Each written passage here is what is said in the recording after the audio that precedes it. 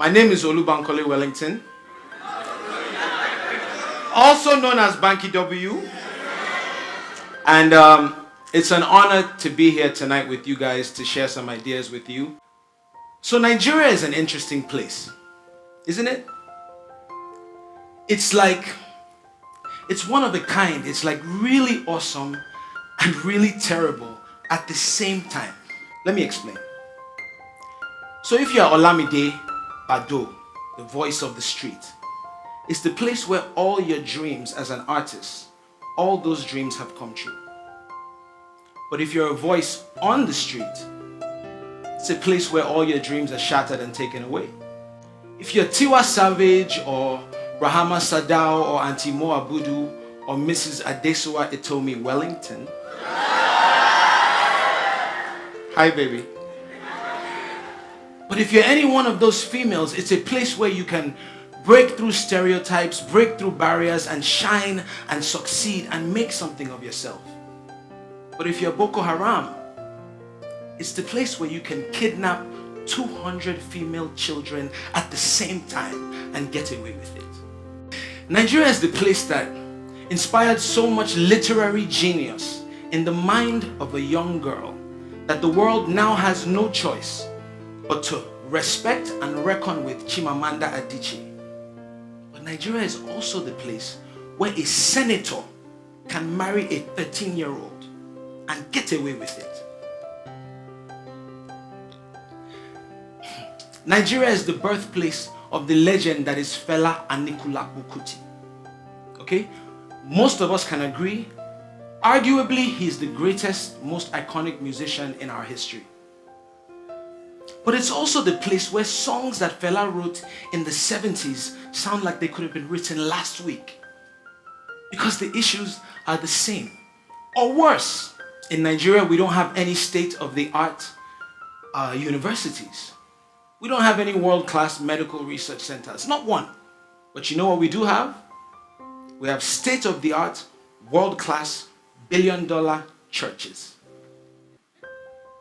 Now don't get me wrong. I'm not saying that praying is a bad thing. Praying for healing is a good thing. We should all do it. But isn't it better to be able to pray with your pastor and go and see a doctor as well? Isn't that a better option? We have a Vibranium Valley. Anybody know of Vibranium Valley? Okay. In Vibranium Valley, Nigeria has amazing digital technology startups. They're doing amazing, innovative, fantastic things. But it's also the place where some schools attempt to teach computer science technology without one working computer. One. How are we educating the leaders of tomorrow without the computers of today? What good is having a House of Representatives if you're not actually being represented? They have the ability to make being gay illegal, a crime punishable by 14 years jail time. But they cannot save one child bride. One.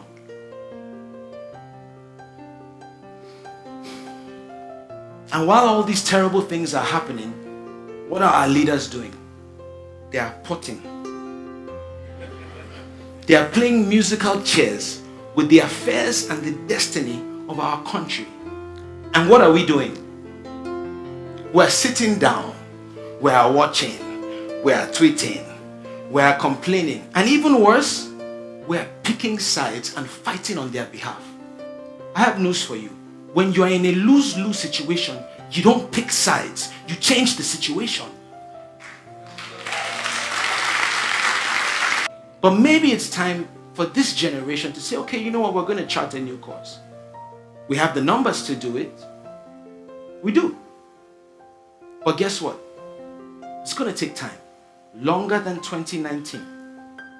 It's going to take effort, it's going to take energy, it's going to take sacrifice, it's going to take work, it's going to take blood, sweat, tears, resources, money. We're going to need to give of ourselves to build something to compete. But guess what? Difficult does not mean impossible. It's possible. I have a question. Why do you think, and I really want you to think about this, why do you think politicians spend so much money bribing people to vote for them? You think they'd do that if the votes didn't count? Would anybody spend millions or billions of naira if they felt like, I'm just going to ignore the count anyway, so why waste the money? They spend the money, they go through the effort, they bribe voters and they kill each other because the votes do count. When will we realize that the more people that show up, the harder it is for any one person to sway any election result? It's time for us to have a say in our communities, in our towns, in our cities, in our states, in our country. Even if you are disappointed in every single leader that Nigeria has ever had, even if you don't yet know who you want to vote for, even if none of the candidates are quite measuring up to par, or you don't think any of them can win, or you're not happy, no problem. But your vote is your voice. You don't give your voice away because you're not yet sure what you want to say. Come on.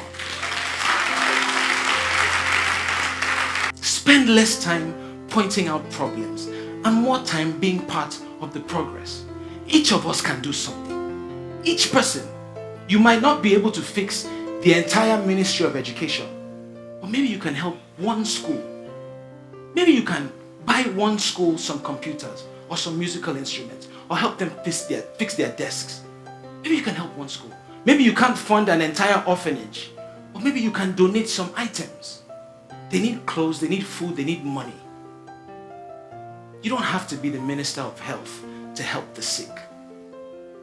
Go to your local hospital, go to Luth.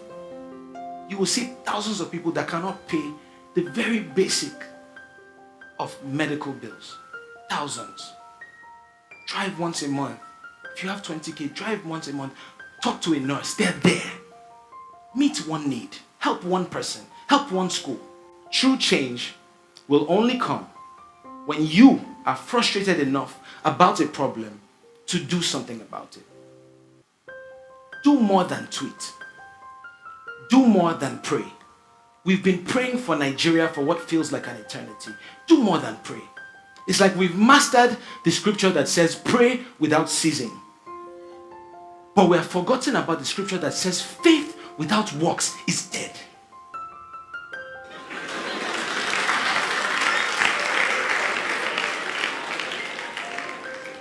Each one of us must do what we can to make it a little better. If you really, truly, sincerely want your country to be better, fix it yourself.